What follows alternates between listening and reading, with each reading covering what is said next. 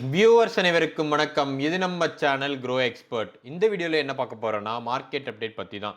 So overall market கீழ விழுந்திருக்கு. But market கீழ விழுந்தத ஒட்டி நெறைய சின்ன சின்ன சுவாரஸ்யமான விஷயங்கள் நடந்திருக்கு. ஸ்மால் கேப் இண்டெக்ஸ் ஃபண்ட் வந்து 52 வீக் ஹைக்கு போயிடுச்சு ஆல்ரெடி. நிஃப்டி மொத்தமா 127 பாயிண்ட் விழுந்திருக்கு. ஸோ எங்க ஆக்சுவலா மணி மூவ் ஆச்சுங்கிறது தான் இந்த வீடியோல டீட்டெயிலா பார்த்து தெரிஞ்சுக்க போறோம். க்ரூட் ஆயில் ஆக்சுவலா வந்து கொஞ்சம் கீழ விழுந்திருக்கு 86. ஸோ க்ரூட் ஆயில் கீழே விழுந்துருந்துச்சுன்னா நான் எப்படி பார்த்தா மார்க்கெட் அப்பாக இருந்திருக்கணும். மார்க்கெட் அப்பாகாமல் இருக்கிறதுக்கு பின்னாடி இருக்க முக்கியமான ரீசன் யூஎஸ்ல இன்ஃப்ளேஷன் ஜாஸ்தி ஆயிடுச்சு. ஆட்டோ கண்ணாடி அங்கே திருப்பினா ஏன்டா ஏன் வண்டி ஓடலைங்கிற மாதிரி யூஎஸ்ல இன்ஃப்ளேஷன் ஸ்டார்ட் ஆன உடனே ஜாப் ஆப்பர்ச்சுனிட்டிஸ் எப்படி போகுங்கிற கிளாரிட்டி இல்லை. இதை ஓட்டி ஐடி ஸ்டாக் ரொம்பவே மட்டமாக விழுந்திருக்கு. ஆல்மோஸ்ட் 1.47% கிட்ட விழுந்திருக்கு.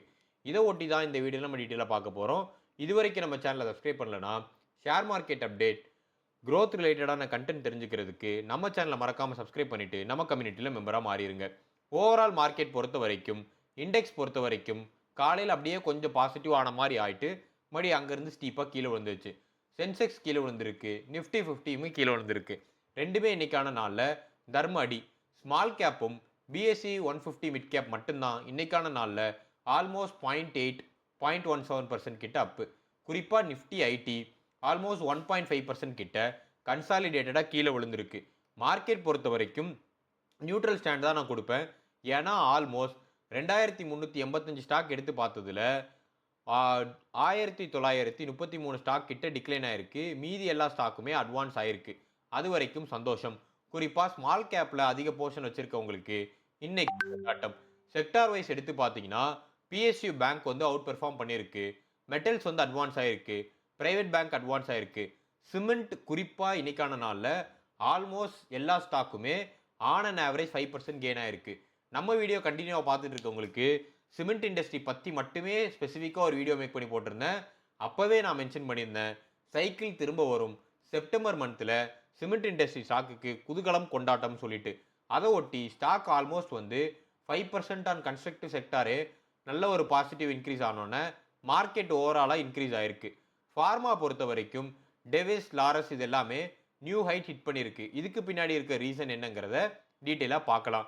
ID worst performance, Nvidia US inflation data இது எல்லாத்தையுமே ஒட்டி ஐடி கண்ணா பின்னான்னு விழுந்திருக்கு. கன்சியூமர் டியூரபிள்ஸ் டிக்ளைன் ஆயிருக்கு. எஃப்எம்சிஜி அண்டர் பெர்ஃபார்ம் ஆயிருக்கு. வருண் பிரிவரேஜஸ் அதில் குறிப்பாக 4% கிட்ட கீழே விழுந்திருக்கு. Auto underperform, realty profit taking ப்ரிடாமினண்ட்டாக நடந்திருக்கு. மார்க்கெட் இன்னைக்கான நாளில் 50% ஆஃப் ஸ்டாக் வந்து அட்வான்ஸ் ஆகிருக்கு. மீதி இருக்கிற பர்சன்டேஜ் ஆஃப் ஸ்டாக் வந்து டிக்ளைன் ஆகிருக்கு. அண்ட் அன்சேஞ்சாக இருந்தது 222 ஸ்டாக்கு. ஸோ கீ நியூஸஸ் இன்னைக்கான மார்க்கெட்டை ட்ரைவ் பண்ணதுன்னு எடுத்து பார்த்தீங்கன்னா economy and policy point of வியூவில் Q2ஓட ஜிடிபி வந்து என்ன சொல்லியிருக்காங்கன்னா 7.1% growth இண்டெக்ஸு, 7.8லேருந்து 7.1 இண்டெக்ஸு. இது இந்தியன் எக்கனாமி வந்து எதிர்பார்த்த அளவுக்கு க்ரோ ஆகாதுங்கிறத இவங்களும் பளிச்சுன்னு ஒத்துக்கொண்டார்கள்னு எடுத்துக்கலாம். ஆர்பிஐ ஸ்டாண்ட் பாயிண்ட் வியூவில் ஆர்பிஐ வந்து மார்க்கெட் வந்து ஓவர் வெயிட்டான சிக்னலில் இருக்குங்கிற மாதிரி சொல்லியிருக்காங்க. இதை ஒட்டி நிறைய புது புது ஆர்பிஐ பாலிசி அன்சர்டனிட்டியை நோக்கி இருக்குது மார்க்கெட்டு. ஏன்னா ருப்பியை டிஃபெண்ட் பண்ணுறதுக்காண்டி ஆர்பிஐ கண்ணாப்பின்னு பாலிசி எழுதிட்டு இருக்காங்க. இதனால் நாம் கவனத்தில் வைக்க வேண்டிய செக்டார்னா banks, NBFC, auto, real estate. Rainfall வந்து 13%க்கு பிலோ நார்மல் இருக்குது. ஆல்மோஸ்ட் வந்து எதிர்பார்த்த அளவுக்கு மழை பெய்யலைங்கிறது தான் எக்ஸ்பெக்டேஷன். ஆனால் நம்மளோட எமாமி என்ன சொல்லியிருக்காங்க அப்படின்னா, எமாமியோட ஏஜியன் மீட்டிங்கில் அவங்க என்ன சொல்லியிருக்காங்கன்னா, இந்த மான்சூன் நமக்கு ஃபேவரபுளாக இருக்குது, அக்ரிகல்ச்சர் அவுட்புட் கண்ணாப்பண்ணான் இருக்குன்னு சொல்லியிருக்காங்க. இது எக்ஸாக்ட் கான்ட்ரடிக்ஷனு. ஸோ ஒன்று மேனேஜ்மெண்ட் இதை ப்ராப்பராக ப்ரெடிக்ட் பண்ணலன்னு சொல்லலாம். அப்படி இல்லைனா இது ப்ராப்பரான நியூஸ் இல்லைன்ட்டு. பட் மழை வந்து உண்மைக்குமே கம்மியாக தான் பெஞ்சிருக்கு. அதில் எந்த ஒரு மாற்று கருத்தும் இல்லை. ஸோ ஓவரால் பொறுத்த வரைக்கும் ஹோம் சேல்ஸோட எக்ஸ்பெக்டேஷன் க்ரோத் வந்து 8 to 11% ஃபினான்ஷியல் இயர் 2027 இருக்குங்கிறது மார்க்கெட்டோட ப்ரெடிக்ஷனில் இருக்குது. 100 நியூ மெர்ச்சன்ட் வெஹிக்கிள்ஸ் வந்து 5 வருஷம் ரோட் மேப்பில் லான்ச் பண்ணுறதா கவர்மெண்ட் பிளான் வச்சுருக்காங்க. ஸோ இது எதுக்கு என்ன ரீசன் ஆனோன்னா, ஓவரால் இந்தியாவை தலையில் சுற்றிட்டு இருக்கிற ஃப்ரைட் சார்ஜஸோட பில்லை கட் டவுன் பண்ணுறதுக்கு ஆல்மோஸ்ட் இது மூலமாக 75 பில்லியன் டாலருக்கான ஃப்ரைட் பில்ஸ் வந்து கட் ஆகுங்கிறது எக்ஸ்பெக்டேஷன்ஸ் இருக்குது. இந்தியா பொறுத்த வரைக்கும் 2047 வல்லரசு நாடாக மாறணும்னு சொல்லிட்டு அடுத்தடுத்த பிளான்ஸ் எடுத்துட்டு வராங்க. இந்த பிளான் எப்படி போய் பாசிட்டிவா முடியுங்கிற எக்ஸ்பெக்டேஷன்ஸ் எனக்கும் இருக்கு. ரா சுகரோட இம்போர்ட் டேர்ம்ஸ கவர்ன்மெண்ட் இன்னும் கூட கொஞ்சம் ஸ்க்ரூட்டனி பண்ணியிருக்காங்க. ஸோ எவ்வளோக்கு எவ்வளோ அவங்க அந்த ரிஃபைனிங் அண்ட் சேல்ஸ் விண்டோவ டைட் பண்ணிட்டு வராங்களோ, வொர்க்கிங் கேபிட்டல் இந்த செக்டாருக்கு இன்க்ரீஸ் ஆயிரும். ஸோ சுகர் இண்டஸ்ட்ரி இப்போ ரீசென்ட் டைம்ஸ்ல ஸ்டாக் கன்னா பின்னான்னு மேலே ஏறிச்சு. ஸ்பெகுலேஷன்ஸ் நெறைய சுத்திட்டு இருக்கு. அவசரப்பட்டு சுகர் ஸ்டாக்ல கன்னா பின்னான்னு போய் உள்ள விழுந்து மாட்டிக்காதீங்க. Political and geopolitical point of வியூல ஈரான், ஓமானுக்கு இடையில ஒரு டெம்பரவரியான அக்ரீமெண்ட் போட்டுட்டு, இப்போதைக்கு கொஞ்சம் வெசல்ஸ ரிலீஸ் பண்ணலாம் ஸ்ட்ரெய்ட் ஆஃப் ஹார்மோஸ்ல அப்படின்னு சொல்லிட்டு ஒரு அக்ரீமெண்ட் போட்டிருக்காங்க. இத ஒட்டி க்ரூட் வந்து 2.7% கிட்ட கிராக் ஆயிருக்கு. இது நல்ல நியூஸ் தான். அப்படி இருந்தும் அந்த நியூஸ் நம்ம மார்க்கெட்ல ரிஃப்ளெக்ட் ஆகல. அதுக்கு பின்னாடி இருக்க ரீசன் யுஎஸோட கன்சூமர் கான்ஃபிடன்ஸ் பொறுத்தவரைக்கும் கீழ விழுந்திருக்கு. யுஎஸ்ல வரலாறு காணாத அப்ஸ்ட்ரீம் இன்ஃப்ளேஷன்ஸ் இருக்கு. இத ஒட்டி பிசினஸ் கான்ஃபிடன்ஸ் குறைஞ்சிருக்கு. எப்போலாம் யுஎஸ்ல பிசினஸ் கான்ஃபிடன்ஸ் குறைஞ்சிருச்சோ, வேலை மார்க்கெட் வந்து ரொம்ப கம்மியா இருக்குன்னு அர்த்தம். ஸோ யுஎஸ் பிரிடாமினன்ட்டா ஐடி சர்வீஸ்க்கு அதோட பிரதர் நேஷனான இந்தியாவ டிபெண்ட் பண்ணி இருக்குன்னு சொல்லுவேன். ஸோ எப்போலாம் அங்கேயே வேலைவாய்ப்பு கம்மியா இருக்கும், பிசினஸ் குரோத் இல்லன்னு சொல்றாங்களோ, ஐடிய போட்டு தர்மடி அடிப்பாங்க. அதனால 1.47% கிட்ட கீழ விழுந்துருச்சு. ஸோ எல்&டி பொறுத்தவரைக்கும் வெஸ்ட் ஏசியா ஆர்டர் வந்து திருப்பி ரிவைவ் ஆகுது. ஆல்மோஸ்ட் 13 ஆர்டர் கிட்ட ஜூலைல இருந்து படுத்த படுக்கையா படுத்துச்சு. இப்போ ரிவைவ் ஆகுது. எல்&டிக்கு இது ஒரு அருமையான கன்சிடரேஷன். ஸோ எல்&டி இப்போ திரும்பியும் ரேலி எடுக்கிறதுக்கான வாய்ப்புகள் ஜாஸ்தியா இருக்கு. கனடா பொறுத்த வரைக்கும் யுஎஸ்க்கும் கனடாக்கும் ஒரு டாரிஃப் வார் நடந்துட்டு இருக்கு. இவர் ஒரு 50% போட்டாருன்னா அவர் ஒரு 50% போடுறாரு. இந்த மாதிரி மாறி மாறி டாரிஃப் போட்டு விளையாண்டுட்டு இருக்காங்க. இந்தியாவுக்கு அதை ஒட்டி பெருசா எந்த ஒரு இம்பாக்டும் இல்லை.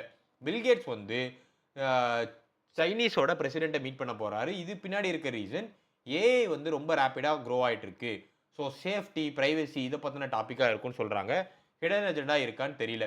ஒரு சர்வே மூலமாக ஐஆர்டிசி வெப்சைட்டில் இருந்து 70% கிட்ட ஃபோர்ஸ்ட் ஆக்ஷன் பேட்டர்ன் டிடெக்ட் ஆகிருக்கிறதா சொல்கிறாங்க. அதாவது பை டிஃபால்ட்டே யூசர் சூஸ் பண்ணாமல் அதுவே ஒன்று சூஸ் பண்ணிட்டு சுற்றுதுன்னு சொல்லிட்டு. இது ஆக்சுவலாக வைலேஷன் அகேன்ஸ்ட் பாலிசி.